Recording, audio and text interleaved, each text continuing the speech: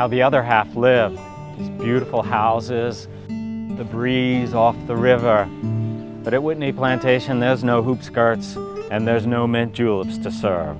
Only the stark contrast between how one family lived and how other families did.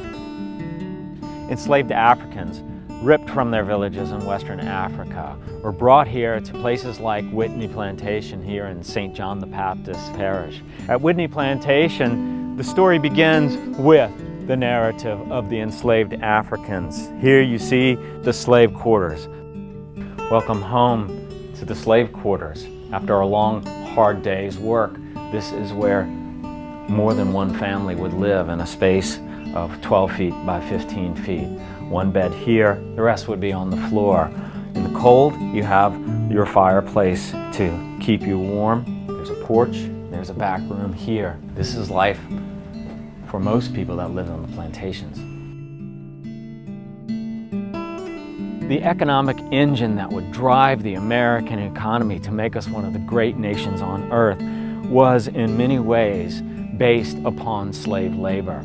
Here at Whitney Plantation, instead of seeing hoop skirts and glorifying a great house where only a few white people lived, we look at the story of the enslaved Africans who made this economy and who created this country of ours. Today on this plantation, we begin to see what the true contribution of these people has been. They say that the average lifespan of a male enslaved African who was working on a sugar plantation was 10 years. You can see the cauldrons here that were used to boil the sugar cane and then transfer it. The reason that was such backbreaking work, number one, sugar cane is a weed, so you had to whack it down like bamboo, and then you had to boil it down, and there was no off-season. People were working constantly, and it was hot, hot work, bone-crushing, boiling work.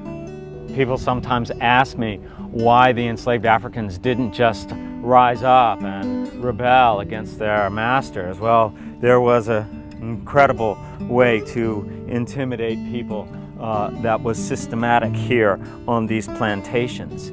They were as much like death camps as you could possibly imagine. There was a slave rebellion in 1811. It was the largest slave rebellion in American history, and it occurred here in Louisiana. We're here at a memorial for the 2,200 infants who died in captivity during slavery at Whitney Plantation. It's not moonlight and magnolias here. New Orleans, very different from other cities in America. We had a very large population of free people of color, some of them the most prominent citizens of the city. One of them, Norbert Rio, was a cousin of Edgar Degas, who was the artist, lived here in New Orleans for several months. Rio, born and raised here, Rio was a genius. He created the double vacuuming processing for sugarcane, and this greatly reduced the risks involved in moving hot liquid sugar from one vat to another. Ironically, also increased slavery. He collaborated with a man named Judah Benjamin in order to bring this process forward. Judah Benjamin would become the Secretary of State for the Confederacy.